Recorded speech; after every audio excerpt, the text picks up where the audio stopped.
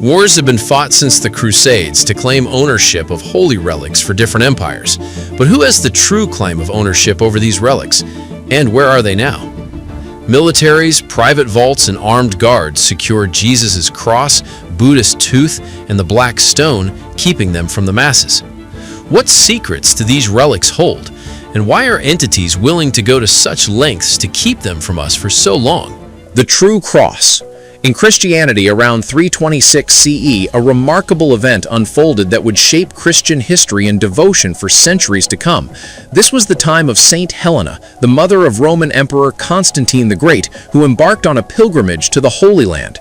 Her journey was driven by a profound mission to uncover the very cross upon which Jesus Christ had been crucified. In a dramatic turn of events, Saint Helena led an excavation on the site traditionally believed to be Golgotha, the place of Jesus' crucifixion. Her efforts bore fruit when she discovered 3 crosses buried beneath the ground.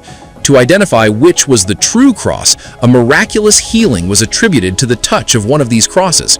This cross was then venerated as the true cross of Jesus. To honor this monumental discovery, Constantine commissioned the construction of 2 churches on Calvary, Anastasis and Golgotha, which are part of the Church of the Holy Sepulchre complex. This discovery also led to the establishment of the Feast of the Exaltation of the Holy Cross, celebrated annually on May 3rd. The veneration of the true cross soon gave rise to the distribution of its fragments as relics, highly coveted by Christians across the medieval world. John Calvin, a prominent Protestant reformer, critiqued this practice, noting that if all the claimed fragments were assembled, they would fill a large ship. However, many Roman Catholic theologians countered this by asserting that the blood of Christ imbued the true cross with a form of indestructibility, allowing it to be divided endlessly without losing its sanctity. As Christianity spread, the number of relics multiplied, with pieces of the true cross being deposited in numerous cities and abbeys. Today, visitors to the Basilica Church of Santa Croce in Jerusalem and Rome can view a significant portion of the true cross, along with other relics from the Passion of Christ, including part of the inscription placed above Jesus on the cross, "Jesus of Nazareth, King of the Jews." Crown of Thorns. In Christianity, the crown of thorns is an iconic and deeply revered relic with a touching history. According to the Bible, Roman soldiers fashioned this cruel headpiece from thorny branches to mock Jesus Christ during his crucifixion. They placed it on his head, intensifying his suffering and ridiculing his claim to kingship. This simple yet powerful symbol of Christ's sacrifice has become one of Christianity's most significant relics. The journey of the crown of thorns, from its origins in Jerusalem to France, is a tale of devotion and preservation. In 1923, King Louis IX of France acquired the crown and brought it to Paris. To house this sacred artifact, he commissioned the Sainte-Chapelle, a stunning Gothic chapel designed specifically to honor the relic. For centuries, the crown of thorns was preserved within this revered space, which became a spiritual beacon for believers. Notre Dame Cathedral, another of Paris's grandest landmarks, became the crown's home in the 13th century. As a cherished relic, it drew countless pilgrims and visitors to the cathedral, making it a centerpiece of Christian reverence in France. The cathedral itself, an architectural marvel, was a fitting guardian for such a profound symbol of faith. Tragically, in April 2019, Notre Dame Cathedral was severely damaged by a devastating fire. Amidst the chaos and destruction, a Paris Fire Brigade member undertook a heroic mission to save the cathedral's invaluable artifacts. His bravery was instrumental in rescuing the crown of thorns, ensuring its preservation. Today, the relic is housed in the Louvre Museum, where it is carefully displayed and protected. Although only about 70 thorns remain from the original crown, their significance endures. The crown of thorns continues to be a profound symbol of sacrifice and faith, bridging centuries of devotion. The tooth relic of Buddha, a revered artifact steeped in legend and history, is one of Buddhism's most sacred treasures. According to Sri Lankan legends, when the Buddha passed away in 543 BC, his body was cremated on a sandalwood pyre in Kushinagar. From the ashes, his left canine tooth was retrieved by his devoted disciple Kema. This tooth, seen as a symbol of the Buddha's divine presence, was given to King Brahmadat of Dantapuram, modern-day Dipuram, for safekeeping. the relic quickly gained immense significance, becoming a powerful emblem of divine right and legitimacy. It was believed that possession of the tooth bestowed the rightful authority to rule over the land. This belief led to fierce conflicts.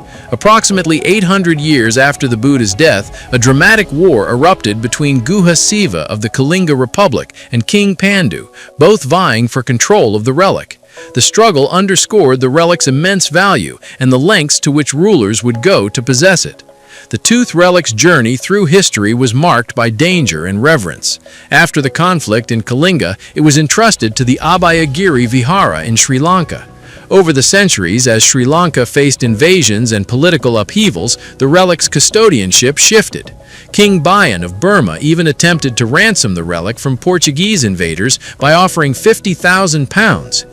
Each time the kingdom's capital moved from Anuradhapura to Palanarua, then to Dhammadenia, the relic was transported with great care, housed in newly constructed palaces designed to honor and protect the sacred relic. Today, the tooth relic resides in Kandy, Sri Lanka, enshrined in the Temple of the Tooth. This temple is a fortress of devotion and security, featuring elaborate rituals and multiple layers of protection to safeguard the sacred relic.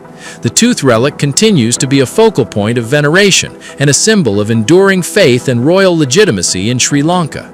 The Shroud of Turin is a remarkable and ancient linen cloth that has captivated the attention of believers and skeptics alike for centuries. This relic, measuring approximately 14 feet long, has recently made headlines as it is being publicly displayed for the first time in over 5 years, drawing significant media attention. The shroud is known for its faint but striking image of a crucified man, which many believe to be the likeness of Jesus Christ.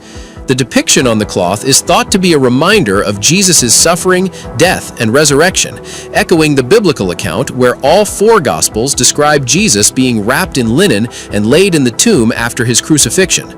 According to tradition, the shroud is the very cloth that Jesus was wrapped in, and it is said that the contact with his body left a miraculous imprint on the linen. This belief elevates the shroud to the status of a holy relic, given its supposed connection to the actual blood and body of Jesus. The first known appearance of the shroud in written history dates back to 1389 in France, where it was kept in the capital of the Duchy of Savoy. Over the centuries, it has been moved several times, and in 1578 it was transported to Turin, Italy, where it has been housed and heavily protected ever since. For many, viewing the shroud is a profound experience, offering a tangible connection to Jesus Christ. The image's stunning imprint of Jesus' face continues to inspire awe and reverence. However, the shroud has also been the subject of considerable debate and scrutiny. Despite its revered status, its authenticity remains contested, with various scientific and historical analyses challenging its origins and the nature of the image. In the heart of Mecca's Grand Mosque, amidst the bustling throngs of pilgrims and the echoes of prayers, stands an immense 43-foot-tall granite cube known as the Kaaba, the most revered structure in Islam. This black monument is not merely an architectural marvel, it is the focal point of the Islamic faith, drawing nearly 2 billion Muslims worldwide to turn and pray towards it 5 times a day. Embedded in the eastern corner of the Kaaba is the Black Stone of Mecca, an artifact of profound significance for Muslims. This stone is the spiritual epicenter.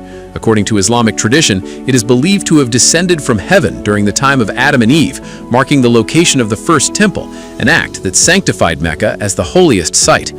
The stone's journey through history is as remarkable as its origin.